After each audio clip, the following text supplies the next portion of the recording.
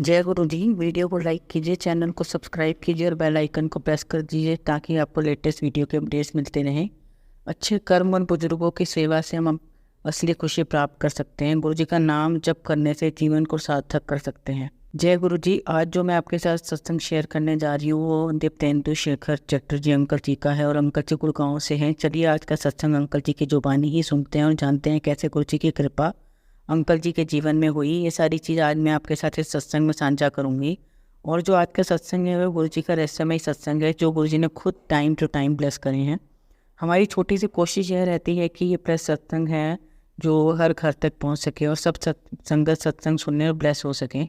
इसलिए सब संगत सत्संग के अंत तक बने रहना और सत्संग को बहुत ध्यान से सुनना। हो सकता है इस सत्संग से आपके कई सवालों के जवाब आज आपको मिल जाएंगे।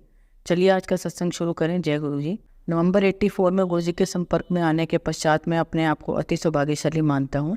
इस अंतराल में अब तक अनेक बार मुझे और मेरे मित्रों व परिचितों को गुरु जी का आशीष मिला है। मैं उनमें से कुछ स्मरणों का विवरण यहाँ कर रहा हूँ। गुरु जी को जब मैं पहली बार मिला तो एक स्कूटर दुर्घटना में मेरी पत्नी के बाएं कंधे का अस्सी बंध टूट गया था। पता लगा कि चंडीगढ़ में एक महापुरुष रह रहे हैं जिनके पास पीजीआई जैसे विख्यात संस्थान के चिकित्सक अपने असाध्य रोगियों को भेजते रहे हैं। हम उनके पास पहुंचे। उस समय से अब तक का 22 वर्ष का समय हमने उस महापुरुष के चरणों में बिताया है। जब हम उनके पास प्रातः 4 बजे पहुंचे तो उन्होंने मेरे हाथ अपने हाथों में ले लिया। मुझे ऐसा प्रतीत हुआ कि मेरे शरीर में अमृत प्रवाह हो रहा है। गुरुजी ने मुझे बताया कि मैंने एक मुख्य रुद्राक्ष धारण किया हुआ है। उन्होंने यह भी कहा कि उस पर एक शिवलिंग बना हुआ है जिसका मैं विरोध किया। उनके कहने पर मैंने उन्हें वह रुद्राक्ष दिखाया। उन्होंने वह रुद्राक्ष अपने हाथ में लेकर उसे गंभीरता से देखने की मुद्रा बनाई और फिर मुझे उस पर शिवलिंग देखने को कहा। वास्तव में वह एक शिवलिंग था जो उस पर आज तक है। 2 वर्ष से मैं आंत्रशूल से पीड़ित था। उसमें बहुत दस्त होते हैं। गुरुजी ने मुझे पीने के लिए अमृत दिया और फिर घर जाने को कहा। उस दिन मैं अपने कार्यालय नहीं जा सका क्योंकि उस दिन मुझे 24 बार शॉप जाना पड़ा। शाम को जब गुरुजी ने फ़ोन करके मेरे स्वास्थ्य के बारे में पूछा तो मैंने उनको बताया कि मेरी स्थिति अत्यंत असहनीय है। उन्होंने उसका प्रतिकूल दृष्टिकोण लेते हुए कहा कि यह अच्छे चिन्ह है, रोग शरीर से बाहर निकल रहा है। अगले दिन प्रातः मुझे लगा कि मैं स्वस्थ हूँ और यह मैंने गुरुजी को बताया। उन्होंने कहा कि अभी रोग शेष है, अगले दिन ही ठीक होगा और उनके पास बुलाया। जब मैं उनके पास पहुंचा तो उन्होंने अपने रुद्राक्ष और एक चम्मच से मेरी नाभि को छूते हुए ही ऐसा प्रतीत हुआ कि मुझे बिजली का तीव्र झटका लगा और मैं गिर गया। उन्होंने मुस्कुरा कर कहा कि अब रोग से मुक्त है। उस बिजली के झटके के बाद वह रोग मुझे आज तक नहीं हुआ है। मेरी पत्नी बबली का उपचार करने के लिए गुरुजी एक शनिवार को की संध्या को हमारे घर पहुंचे। उनके निर्देश अनुसार साबुत उड़द की दाल की 3 रोटियां बनाई गई। आधी रोटी को शौचालय में डालकर जल प्रवाहित कर दिया गया। 6-2.5 रोटियों को उन्होंने बबली के कंधे पर रखा और कुछ उच्चारण किया और मेरे हाथ में देकर बोले कि यह काले कुत्ते को खिला दूँ। मैं बहुत चक्का था। रात्रि के 9 बजे एक साफ स्वच्छ छावनी क्षेत्र में आवारा कुत्ता, वह भी काला, मिल पाना अति कठिन है। मैंने अपनी शंका गुरुजी को जताई। गुरुजी ने अपने शांत स्वर में मुझे नीचे बाहर जाने को कहा। मैं अचंभित हुआ जब नीचे जाने के में ही मुझे काला कुत्ता मिल गया। उसी समय बबली का रोग भी समाप्त हो गया। एक दिन जब गुरुजी हमारे घर आए तो घर पर अनेक अतिथि थे। मेरी पत्नी ने बीच में बादाम का कटोरा रखा हुआ था। अचानक गुरुजी ने अपनी मुट्ठी भरकर बादाम उठाए और सब अतिथियों को लो अखरोट खाओ, पिस्ता खाओ, किशमिश खाओ कहते हुए बांट दिए। विस्मय की बात यह थी कि जिन फलों का नाम ले रहे थे बादाम उन्हीं में परिवर्तित हो गए थे। मेरे एक जवान नायक आनंदन को बाधा दौड़ में पीठ पर गहरी चोट लग गई थी। जवान का उपचार तो हुआ था पर उस चोट के कारण वह सेना के सब कार्य करने में अक्षम हो गया था। उसे सैन्य सेवा से निवृत्त कर घर भेजा जा रहा था। मैं उसे प्रातः 4 बजे गुरुजी के पास ले गया। उनसे उसे स्वस्थ करने के लिए प्रार्थना करी। गुरुजी ने मुझसे प्रश्न किया कि यदि उन्होंने उसे रोग मुक्त किया तो उसके कर्म कौन समाप्त करेगा और इस अवस्था में वह अगले जन्म विकलांग रूप में जन्म लेगा। मैं विस्मित अवश्य था पर मैंने गुरुजी से प्रार्थना करी कि वह अपने तप से उसके कर्म नष्ट कर दें। गुरुजी मुस्कुराए और उन्होंने आनंदन को लेटने को कहा। फिर उन्होंने उसे छू कर एक अति भयानक मुद्रा बना ली जैसे वह किसी को डांट फटकार रहे हैं। नीचे लेटा हुआ आनंदन बच्चे की भांति धीरे धीरे सिसक कर रो रहा था और मैं आश्चर्यचकित था। फिर उन्होंने आनंदन को उठकर अपने शरीर पर से सब पट्टियाँ उतारने को कहा। उन्होंने यह भी कहा कि उसे स्वस्थ होने में समय लगेगा और तीसरे दिन उसे पुनः लेके आऊँ। अगले दिन प्रातः जब मैं पीटी के लिए जा रहा था तो मैंने आनंदन को अपनी बैरक के बाहर दंड लगाते हुए देखा जैसे वह अपना शक्ति प्रदर्शन कर रहा है। मैंने उसे रुकने के लिए कहा तो वह बोला कि अब उसे कोई दर्द नहीं है और लग रहा है कि वह रोग मुक्त हो गया है। मैंने उसे गुरुजी के अगले दर्शन तक यह बातें गोपनीय रखने के लिए कहा। तीसरे दिन जब हम गुरुजी के पास गए तो उन्होंने मुझे अपने पास बुलाया। आनंदन की ओर उंगली करते हुए कहा कि वह शनि के प्रकोप से बाहर आ गया है। आनंदन का रंग साफ हो गया था और उसका वजन 13-14 किलो घट गया था। गुरुजी ने फिर आनंदन से प्रश्न किया कि उनके छूने के बाद क्या हुआ। आनंदन ने बताया कि तब वह सोया नहीं है। गुरुजी ने तुरंत एक चाय के चम्मच से उसकी बाल ग्रंथि को छुआ। उन्होंने फिर उसे निर्देश दिया कि आनंदन को बैरक में पहुँचा कर उसे सोने दो। गुरुजी के स्थान से बाहर निकलते उसका सिर मेरे कंधे पर टिका और वह सो गया। वाहन चालक की सहायता से हम उसे बैरक तक ले गए, उसे उसके बिस्तर में लिटा दिया। आनंदन 3 दिन तक सोता रहा और पूर्णतः रोग मुक्त हो गया। तदुपरांत चिकित्सकों ने जब उसके परीक्षण किए तो उसे स्वस्थ देखकर वह आश्चर्यचकित रह गए। अब उनके पास उसे सब सैन्य सेवाओं के लिए योग्य घोषित करने के अन्यथा कोई और विकल्प नहीं था। कर्नल DRP चौधरी के दोस्त थे और चंडी मंदिर में हमारे घर के सामने रहते थे। एक दिन गुरुजी उनके घर गए और चित्र को देखकर उसके बारे में पूछा। कर्नल चौधरी ने कहा कि वह उनकी मृत पत्नी का है, जिसे भाग्य ने उनसे सदा सदा के लिए दूर कर दिया है। गुरुजी बोले कि वह तो यहीं पर है और क्या वह देखना चाहेंगे। हम आश्चर्य में थे और उन्होंने अपना एक हाथ उठाया और हिलाया। अचानक वह चित्र हिलने लगा। फिर वह उस मेज जिस पर चित्र रखा हुआ था उसके बाद एक एक करके उस कमरे की सब वस्तुएं, अलमारी, बिस्तर, सब कुछ केवल भूमि को छोड़कर फिर धीरे धीरे सब शांत हो गया। गुरुजी पुनः बोले कि मैं उन्हें और अपने पुत्र को छोड़कर कहीं नहीं जा सकती, वह तो इधर ही है। एक शाम को गुरुजी हमारे घर पर आए थे। उस संगत में आसपास के कई लोग भी आए हुए थे। कर्नल चौधरी मेरे से अकेले में बात करना चाह रहे थे। दूसरे कमरे में जाने पर बोलो कि उन्होंने अपने पुत्र टिल्टू को जब गुरुजी के पास आकर आशीर्वाद लेने के लिए कहा तो उसने उत्तर दिया कि संतों के पास जाने की आयु तो उनकी है, वह तो संगीत सुनना चाहता है। इस बात पर कर्नल चौधरी को क्रोध आ गया और उन्होंने उसे चाटा मार दिया था। वह चाह रहे थे कि मैं जाकर उसे समझाऊं। मैंने उत्तर दिया कि स्थिति को थोड़ा शांत होने देते हैं, इसके बाद मैं उसे समझाऊंगा। उसके बाद हम गुरुजी के चरणों में आकर बैठ गए जैसे कुछ हुआ ही ना हो। गुरुजी ने कर्नल चौधरी की ओर देखा और बोले कि अब पुत्र बड़ा हो गया है, उसे मारने की क्या आवश्यकता थी। उसे समय टिल्टू के कमरे में प्रवेश कर गुरुजी के चरण स्पर्श किए। पहले गुरुजी अमृत बांटा करते थे। प्रत्येक भक्त को एक गिलास मिलता था और मैं अपने भाग का एक गिलास पी चुका था। उस दिन मैं गुरुजी के निकट बैठा हुआ था। अचानक मेरे मन में विचार उत्पन्न हुआ कि यदि गुरुजी मुझे एक गिलास और देते तो निश्चित हो जाएगा कि वह मेरे मन की बात पढ़ रहे हैं। उस समय गुरुजी किसी और को गिलास दे रहे थे। वह रुके और उन्होंने वह गिलास मुझे थमा दिया। 15 मिनट उपरांत उन्होंने वह गिलास मुझे थमा दिया। 15 मिनट उपरांत मैंने संयोग सोचकर यह विचार मन से त्याग दिया। अब मेरे मन में आया कि यदि वह मुझे तीसरा गिलास दें तो मुझे विश्वास हो जाएगा कि वह मेरे मन के भाव जान सकते हैं। वह उसी समय रुके और मेरी ओर देखकर बोले कि लो, यह गिलास तुम स्वयं ही पियो। पहले गुरुजी को कोई स्पर्श नहीं कर सकता था। भक्त 2 से प्रणाम करते थे। एक बार जब मैं उनके पास बैठा हुआ था तो मेरे मन में विचार आया कि मैं उनसे मिलकर अति भाग्यशाली हूँ, पर कितना अच्छा हो यदि गुरुजी मुझे अपने चरण स्पर्श करने दें। उन्होंने उसी क्षण मेरी ओर देखा। अगले दिन दोपहर को वह हमारे घर आए और बिस्तर पलेटने की इच्छा प्रकट करी। प्रसन्नतापूर्वक मैं उनको अंदर शयन कक्ष में ले गया। उन्होंने लेटकर प्रश्न किया कि क्या घर में घी होगा। मेरे हामी भरने पर उन्होंने मुझे उससे अपने पैर की मालिश करने को कहा। उस समय तक मैं पिछले दिन की मनोकामना भूल चुका था। आधे घंटे बाद उन्होंने पूछा कि क्या वह जा सकते हैं। तब मुझे आभास हुआ कि वह केवल मेरी इच्छा पूर्ति करने आए थे। उस समय मैं 42 वर्ष के आसपास होऊंगा जब मुझे निकट की वस्तुएं धुंधली दिखने लगी। मैंने गुरुजी से अपनी दृष्टि ठीक करने का निवेदन किया तो वह बोले कि यह तो आयु के साथ होता ही है, पर मैं पुनः उनसे अपनी दृष्टि ठीक करने का आग्रह किया। मुस्कुरा कर उन्होंने मुझे लेटने के लिए कहा।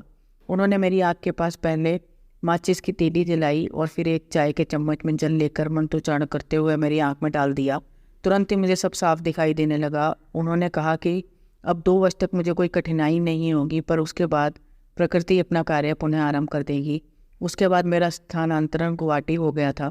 एक दिन फिर मुझे निकट का धुंधला दिखने लगा। मैंने वह डायरी जिसमें गुरुजी द्वारा उपचार की तिथि लिखी हुई थी खोलकर देखी तो वह ठीक 2 वर्ष पूर्व की थी, जब हम चंडी मंदिर में रहते थे। एक दिन मेरे साडूनी जो समूह के सामने बोलने से कतराते थे, रांची से फ़ोन किया कि हम गुरुजी से निवेदन करके उनके द्वारा सैन्य अधिकारियों को दिए जाने वाले भाषण को रद्द करवा दें। हम उनका चित्र लेकर गुरुजी के पास प्रातः 4 बजे पहुँचे। गुरुजी के कमरे में प्रवेश करते ही उन्होंने मुस्कुराकर कहा कि क्या मुझे अपने साधु का फ़ोन आया है, वह कायर है, उसे क्या चाहिए। जब हमने उन्हें समस्या बताई तो उन्होंने हमें बैठने को कहा और अपने अन्य कार्य करने लगे। समय बीत रहा था तो हमने उनसे पुनः कुछ करने की विनती करी, पर उन्होंने हमें प्रतीक्षा करने को कहा। अचानक 8:05 पर उन्होंने उसका चित्र मांगा और उस पर अपनी उंगलियां फेरने के बाद कहा कि उन्होंने समस्या को अंतरित कर दिया है। अब वह भाषण एक ऐसा व्यक्ति देगा जो हिंदू नहीं है। उस शाम को मेरे साडू ने फ़ोन पर बताया कि संभाषण अब एक मुस्लिम अधिकारी देगा। जब हमने उससे पूछा कि वह निर्णय कब लिया गया तो उसने कहा कि प्रातः 8:05 पर। मेरा सेवादार छुट्टी गया था। मुझे एक अन्य सेवादार मिला जिसका यौन परिवर्तन आरंभ हो चुका था। मेरे सूबेदार मेजर और मैं दोनों चिंतित थे। अब वह कैसे सेना में कार्यरत होगा, जवानों की बैरक में कैसे रहेगा। एक दिन जब गुरुजी मेरे घर आए तो मैंने इस लड़के को ठीक करने के लिए विनती करी। गुरुजी ने प्रश्न किया कि मैं कहाँ से ऐसे रोगी लेके आता हूँ। मैंने उत्तर दिया कि गुरुजी यह तो उसका भाग्य है, उसे ठीक होना है, इसलिए वह मेरे पास है। गुरुजी ने उसकी पीठ पर एक चम्मच रखा और वह ठीक हो गया। एक दिन मुझे ज्वर हो रहा था और मैं धूप में लेटा हुआ था। दोपहर को 3 बजे गुरुजी हमारे घर आए। उन्होंने मेरे स्वास्थ्य के बारे में प्रश्न किया। मुझे सिर दर्द, ज्वर और मुंह में गंदा स्वाद था, साथ में नाक भी बह रही थी। उन्होंने मेरी पत्नी को एक डॉक्टर को बुलाने को कहा। तुरंत कर्नल चौधरी ताप नापने का यंत्र लेकर आए। उन्होंने मेरा ताप नापा तो 103 था। गुरुजी के प्रश्न करने पर उन्होंने बताया कि औषधियों से 48 घंटे में मैं ठीक हो सकता हूँ, अन्यथा 3 दिन लगेंगे। गुरुजी ने फिर मेरी पत्नी को एक चम्मच थोड़ा सा नमक और जल लाने को कहा। उन्होंने उस चम्मच से थोड़ा सा नमक और जल मिलाया और कुछ मंत्रोच्चारण करके मेरी नाक में डाल दिया। मुझे लगा कि मेरे अंदर का सब कुछ बाहर निकल जाएगा। मैं बाथरूम भागा और मेरी नाक से बहुत सा तरल निकला। मैं अपना मुंह धोकर आधे मिनट के बाद बाहर आया। गुरुजी ने डॉक्टर को पुनः मेरा ताप नापने को कहा। वह 97.5 डिग्री था। गुरुजी ने पूछा कि अब मुझे कोई बहती नाक, सिर दर्द या मुंह में गंदा स्वाद है। अब तो मेरा उपचार हो गया था, तब मैंने ना में उत्तर दे दिया। जनवरी 1985 के मध्य में गुरुजी ने कहा कि वह मेरी पत्नी बबली के जन्मदिवस 25 जनवरी की शाम को हमारे घर आएंगे। उस दिन हमारे घर पर अनेक अतिथि आए। कुछ महिलाएं अपने शॉल गुरुजी को सुगंधित करने के लिए दे रही थी। गुरुजी उसको एक बार पहन कर कह रहे थे कि यह 1 सप्ताह तक सुगंधित रहेगा, यह 15 दिन, यह 1 महीने आदि। मैं उनको एक फौजी कंबल देकर पूछा कि वह कितने दिन सुगंधित रहेगा। गुरुजी ने मुस्कुराकर उत्तर दिया, 1 वर्ष और वैसा ही हुआ। मैं देहरादून में था और पिछले 3 वर्ष से गुरुजी से कोई संपर्क नहीं था। अचानक एक रात को मेरे कान में अत्यधिक दर्द हुआ और मेरे कान के पर्दे फट गए। अगले दिन प्रातः जब मैं कर्ण, नासिका और कंठ विशेषज्ञ के पास गया तो परीक्षण करके उन्होंने कहा कि मेरे दोनों कान क्षतिग्रस्त हो चुके हैं, क्योंकि मैं सुन नहीं सकता था। उन्होंने यह मुझे लिख कर बताया। उन्होंने कहा कि सेना के चिकित्सक कान के नए पर्दे लगाने के लिए शल्य चिकित्सा कर सकते हैं, पर इसकी सफलता केवल 5% ही होगी। अतः मुझे मानसिक रूप से सेवा से निवृत्त होकर घर जाने के लिए तत्पर रहना चाहिए। उसी शाम एक सिख सज्जन हमारे घर आए। उन्होंने कहा कि गुरुजी ने जलंधर से मेरे लिए अमृत भेजा है। उन्होंने यह भी बताया कि उनको पता है कि मुझे अब सुनाई नहीं देता है। 3-4 दिन अमृत पीने के बाद मेरे कान के पर्दे पुनः ठीक हो गए और मेरी सुनने की शक्ति लौट आई। डॉक्टर अचंभे में थे कि यह कैसे संभव हुआ। मैं देहरादून में ही था जब मुझे 1988 में सरकार से कार ऋण प्राप्त हुआ। मैं बहुत आश्चर्य में था कि कार कहाँ से लूँ, देहरादून, दिल्ली या कलकत्ता। एक दिन मुझे दिल्ली से कर्नल चौधरी का फ़ोन आया कि गुरुजी तूफान की भांति उनके कार्यालय में आए थे और उन्होंने कहा कि चटर्जी देहरादून में और कार लेने के बारे में चिंतित है। उसको बोलो कि कार उसके लिए चंडीगढ़ में प्रतीक्षा कर रही है। इतना कहकर वह बाहर निकल गए। ब्रिगेडियर चौधरी उनके पीछे भागे, पर बाहर लंबे बरामदे में गुरुजी कहीं नहीं थे। यह सोचकर कि गुरुजी समतो दिल्ली आए होंगे और वह उनके दर्शन कर सकें, उन्होंने जलंधर में गुरुजी के निवास पर फ़ोन किया। उत्तर देने वाले सज्जन ने कहा कि गुरुजी कहीं नहीं गए और वह उनके सामने बैठकर मुस्कुरा रहे हैं। मैंने चंडीगढ़ से ही कार ली। 2006 में बिकने तक बहुत अच्छी तरह चली। सेवा से निवृत्त होकर 1998 में मैं अहमदाबाद था। पिछले 13 वर्षों से गुरुजी के साथ कोई संपर्क नहीं था। जून 1998 में मुझे अनिद्रा रोग ने घेर लिया। मेरी पत्नी ने परामर्श दिया कि गुरुजी को ढूंढकर मैं उनकी शरण में जाऊँ। काफ़ी पूछताछ के बाद पता लगा कि गुरुजी चंडीगढ़ से जलंधर, जलंधर से पंचकुला और वहाँ से दिल्ली चले गए थे। मुझे उनका दिल्ली का पता मिल गया। हमारे पड़ोसी श्रीकांत भाई भी गुरुजी से मिलने के लिए उत्सुक थे। अतः हम दोनों ने 10 जुलाई की राजधानी एक्सप्रेस में 2 बर्थ आरक्षित करा ली। 9 जुलाई को मैंने दिल्ली में गुरुजी के निवास पर हमारे आने का समाचार देने के लिए फ़ोन किया। फ़ोन का उत्तर देने वाले सज्जन ने पूछा कि क्या मैं अहमदाबाद से कर्नल चटर्जी बोल रहा हूँ। मेरी सहमत होने पर उन्होंने बताया कि आज गुरु पूर्णिमा के कारण गुरुजी पाठ में हैं, पर उन्होंने बताया था कि शाम को 7 बजे मैं अहमदाबाद से फ़ोन करूँगा। गुरुजी को मेरे आने के बारे में ज्ञान था और उन्होंने मुझे 11 जुलाई को शाम 6 बजे आने को कहा। स्वाभाविक है कि कृत भाई अचंभे में थे। दिल्ली जाते हुए जानकर कि मैं सो नहीं पाऊंगा, मैंने अपने साथ इतिहास की एक मोटी पुस्तक रख ली थी। यह सोचकर गुरुजी तो अपने ही हैं, मैंने 3 बजे उनके पास जाने का निर्णय ले लिया। जब हम 4 बजे सुल्तानपुर पहुंचे तो एक अनोखी घटना घटी। हमें एम्पायर स्टेट नहीं मिल पाया। कुछ देर घूमने के पश्चात मुझे समस्या समझ में आ गई। गुरुजी ने हमें 6 बजे आने को कहा था और अब हम वहाँ 4 बजे ही पहुँच गए थे। मैं कृत भाई को बताया कि मुझे समस्या पता लग गई और अब उसका समाधान मिल जाएगा। मैं कार से उतरा और मैंने गुरुजी से प्रार्थना करी, जो हो गया सो घट गया।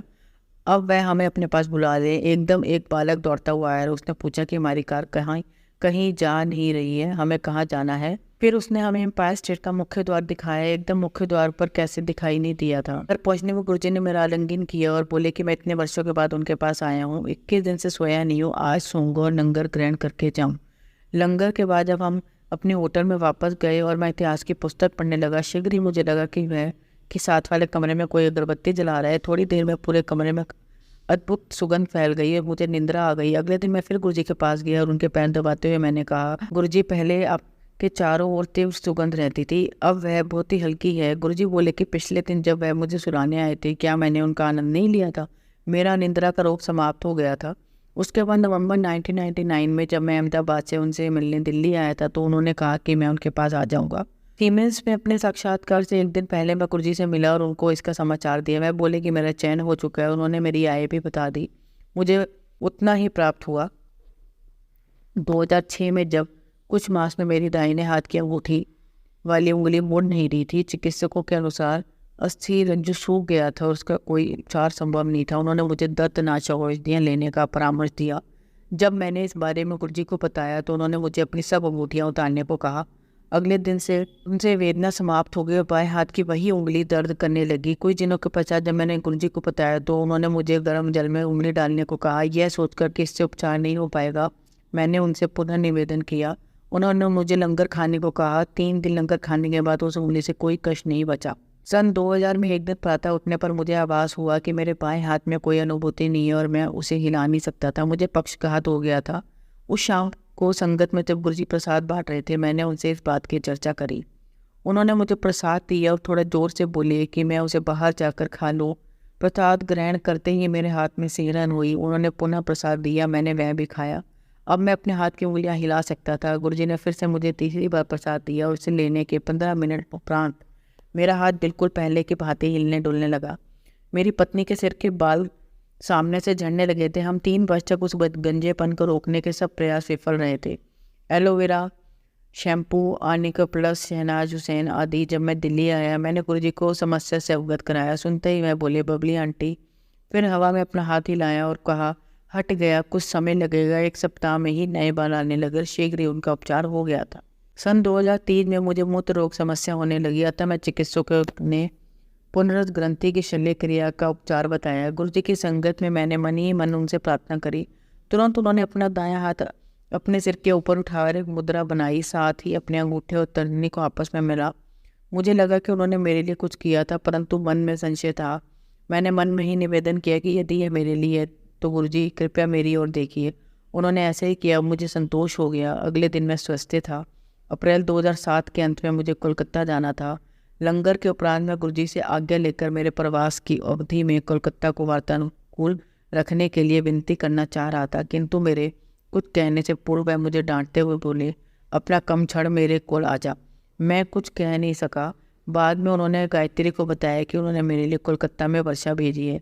गुरुवार की शाम को जब मैं राजधानी एक्सप्रेस गाड़ी में चढ़ा और मैंने कलकत्ता में अपने संबंधी को फ़ोन किया तो वे बोले कि वहाँ पर मूसलाधार वर्षा हो रही है। मैं कलकत्ता 9 दिन रहा और उस अवधि में या तो बादल छाए रहे या वर्षा होती रही। दिल्ली वापस आने पर गुरुजी ने मुस्कुरा कर मुझसे प्रश्न किया, कलकत्ते में ही सीगा?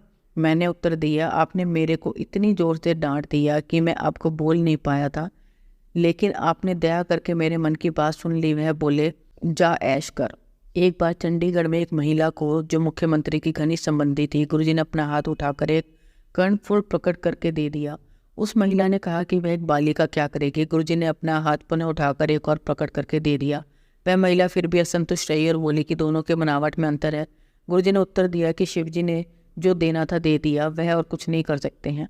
एक बार लंगर के उपरांत जब एम्पायर स्टेट में संगत में बहुत कम वक्त बचे थे, हम सब गुरुजी के आसपास बैठे थे। उन्होंने हरमिंदर सिंह सीमेंस के निदेशक से पूछा, क्या उन्होंने मेरे सुस्मरण सुने हैं? उनके नकारात्मक उत्तर पर मुझे अपने स्मरण सुनाने को कहा गया। अचानक ही थोड़ी देर में गुरुजी की मुद्रा स्थिर होकर अति कठोर हो गई और मुख लाल हो गया। फिर एकदम उन्होंने अपना एक हाथ उठाया और उसमें एक डमरू जैसी वस्तु प्रकट हुई। उन्होंने वह मेनका गांधी के हाथ में दे दिया और स्वयं मूर्ति से दृश्य अचल होकर नमस्कार मुद्रा बना ली। कुछ समय पश्चात वह बोले, देखे शिवजी ने क्या दिया है। उस डमरू को तोड़ने पर उसमें से खोए का प्रसाद निकला। सबको बांटने के बाद भी कुछ बच गया, वह उन्होंने मेनका को दे दिया और बोले कि उसे फ्रिज में नहीं रखना है, वह कभी खराब नहीं होगा। जय गुरु जी। अब आप सबको एक कहानी सुनाती हूँ, आप सब कहानी को बहुत ध्यान से सुनना। कहानी का शीर्षक है छाँव का कोई अंत नहीं है। आज की कहानी इंसान की छाँव पर ही आधारित है। इसके बाद आपसे बात जानेंगे कि किस तरह हम दूसरों से कभी भी संतुष्ट नहीं हो पाते हैं। इस कहानी के जरिए आप ये भी जानेंगे कि अपनी छाँव की वजह से हम किस तरह दूसरों को नुकसान पहुँचाते हैं। एक बार की बात है, देर रात का वक्त था और एक दुकानदार अपनी दुकान बंद ही कर रहा था कि उसी वक्त एक कुत्ता उसकी दुकान के अंदर आया। उसके मुंह में एक थैली लटकी थी जिसमें सामान की लिस्ट और साथ ही पैसे भी रखे थे। दुकानदार ने लिस्ट देखी और सारा सामान निकाल दिया और फिर दुकानदार ने पैसे लेकर सामान उसकी थैली में भर दिया। उस कुत्ते ने थैली को मुंह में उठाया और वहाँ से चला गया। दुकानदार ने यह सब देखकर काफ़ी हैरान हो गया। उस दुकानदार ने जल्दी से अपनी दुकान बंद करी, उस कुत्ते के पीछे पीछे जाने लगा, ये देखने के लिए कि इतने समझदार कुत्ते का आखिर मालिक कौन है। कुत्ता जाकर बस स्टॉप पर खड़ा हो गया। थोड़ी देर बाद जब बस आई और उस स्टॉप पर रुकी, बस का दरवाज़ा खुलते ही वो कुत्ता बस में चढ़ गया। फिर कंडक्टर के पास जाकर उसने अपनी गर्दन आगे कर दी। उसके गले की बेल्ट में बस का किराया, उसके मालिक का एड्रेस भी था। कंडक्टर ने पैसे लेकर टिकट उसकी बेल्ट में ही रख दिया। उसका स्टॉप आते ही कुत्ता आगे के दरवाजे पर चला गया और पूंछ हिलाकर कंडक्टर को बस रोकने का इशारा कर दिया। बस के रुकते ही वह कुत्ता उतर कर अपने घर की तरफ चला गया और दुकानदार भी उसके पीछे पीछे ही था। घर का दरवाज़ा बंद था तो कुत्ते ने दरवाज़ा अपने पैरों से 2-3 बार खटखटाया। तभी अंदर से उसका मालिक आया और उसने अपने कुत्ते की खूब पिटाई कर दी। वो दुकानदार दूर से ही यह सब देख रहा था। वो दौड़ कर आया और बोला, आपका कुत्ता इतना समझदार है, फिर भी आप इसे मार रहे हैं। तो वो मालिक बोला, इसने मेरी नींद खराब कर दी है, ये घर की चाबी अपने साथ भी तो लेके जा सकता था। सीख जो हमें इस कहानी से मिलती है दोस्तों, जीवन की भी यही सच्चाई है। लोगों की इच्छाओं का कोई अंत नहीं है। जहाँ पर भी आप गलती करते हैं वहीं पर लोग आपकी बुराई निकाल देते हैं और आपकी पिछली सारी अच्छाइयों को भूल जाते हैं। इस दुनिया में कुछ लोग ऐसे होते हैं जो दूसरों के कामों से कभी खुश नहीं होते और ना ही कभी संतुष्ट होते हैं। फिर चाहे कोई व्यक्ति उनके लिए कितना ही अच्छा क्यों ना हो करे, जो लोग अपनी लाइफ से परेशान रहते हैं अक्सर वही लोग खुद को किसी भी चीज़ से संतुष्ट नहीं कर पाते। हर व्यक्ति को अपने और दूसरे के कामों में से हमेशा संतुष्ट रहना चाहिए। अगर कोई काम गलत भी हो जाए तो आप उस पर बहस करने के बजाय उसे सुधारने की कोशिश करनी चाहिए। साथ ही हमें अपनी इच्छाओं पर भी नियंत्रण रखना चाहिए। दूसरे जितना कर रहे हैं हमें उसमें खुद को संतुष्ट रखना चाहिए, क्योंकि ये बहुत ज़रूरी है।